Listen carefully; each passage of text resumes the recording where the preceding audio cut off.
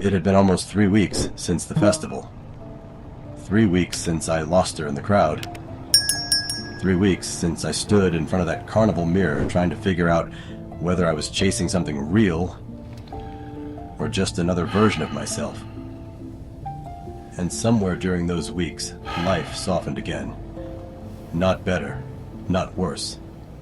Just quieter. The intensity faded. The obsession loosened its grip. I stopped checking the courtyard every night. Stopped waiting for patterns to reveal themselves. Stopped turning every coincidence into meaning. At least consciously. Because the truth is, once something changes the way you think, it never fully leaves. It just becomes quieter. I got back into rhythm. Wake up early, train, work, move through the city without feeling like it was watching me back. And for a while, that was enough. Then one night, without planning it, I found myself outside again.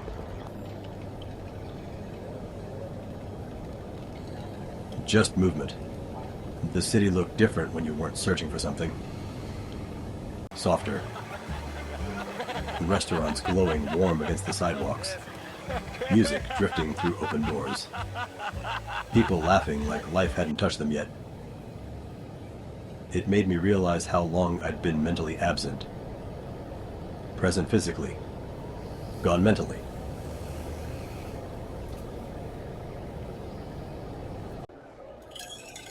Thank you. Thank you. Come again. I walked slower than usual.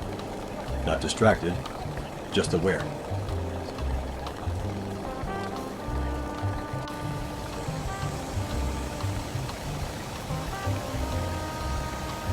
That's when I saw her.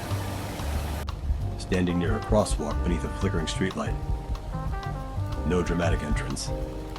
No impossible timing. Just there. Looking down at her phone like anyone else in the city. And somehow, that felt more unreal than all the mystery ever did. Just a woman existing in her own life. Then she looked up and saw me immediately. I walked toward her slowly. Every step felt strangely important. Not because the moment was dramatic, because it was real. No windows, no reflections. Just two people standing in the same place, finally forced to exist outside imagination. So, you're real. I can't believe I said that.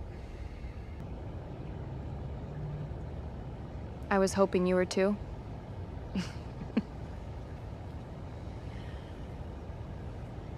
That caught me completely off guard. I looked at her for a second longer than I should have. So you saw me. Kinda hard not to. You have a very specific way of staring at windows.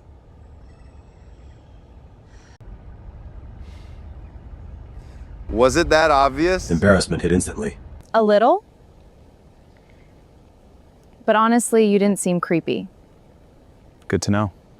You seemed lonely. That word landed directly in my chest. Not aggressively, not judgmentally. Accurately. And somehow, that made it impossible to defend against.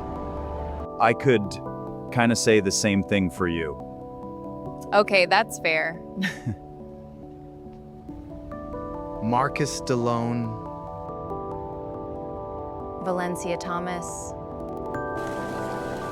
People moved around us. The city kept flowing. Neither of us moved. You know what's funny?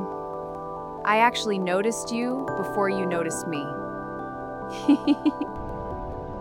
My brain tried to process every night again, every moment, every pattern. You're lying. I'm not. You are. Am not. You always looked like you were somewhere else mentally. I almost tried to come over. Silence stretched between us. not awkward. Careful. Like both of us were slowly realizing this conversation mattered more than it should. You look like someone that was just trying to disappear. You ever do that? What? Just get into a zone where you feel disconnected. Yeah, I know that feeling. Something about hearing another person say that so casually felt weirdly comforting. Like I wasn't broken, just human. I think people like us just stay in our heads too long. People like us? You notice everything, the way someone pauses before speaking, the way someone's energy changes when they step into a room, all the tiny things everybody never pays attention to. Eventually, you start over-analyzing life instead of living it. That line settled heavily between us. You ever think awareness is a bad thing? I asked. All the time. But I think avoidance is worse. You know, I used to be out on that balcony because I couldn't sleep. Eventually, I started noticing you noticing me. That sounds insane out loud. It does?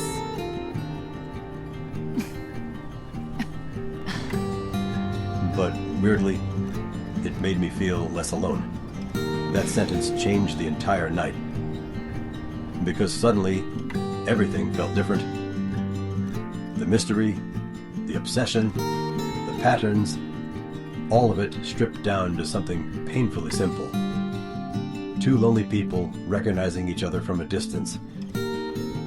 Nothing supernatural, nothing impossible. The version of her I created in my head disappeared, which should have made the connection weaker. Instead, it made it real. We stopped near the edge of the bridge overlooking the city, lights reflecting across the water beneath us. She leaned against the railing slightly, looked out across the skyline. You know, I always hoped that you would come and talk to me, but every night you just stayed behind the glass. That line stayed between us, heavy, honest, because that was the entire story. Not just with her, with everything. Opportunities, connection, life itself. Always observing, rarely stepping forward. She turned toward me fully then. No more windows, Marcus. The city moved around us endlessly, and for the first time since this all started, I understood something clearly. Some people don't enter your life to confuse you. They enter it to wake you up. Not through chaos, not through obsession, but through recognition. The kind that reminds you you're still here, still alive, still capable of stepping forward instead of standing still watching life happen somewhere else. And standing there beside her, for the first time in a long time, I felt present.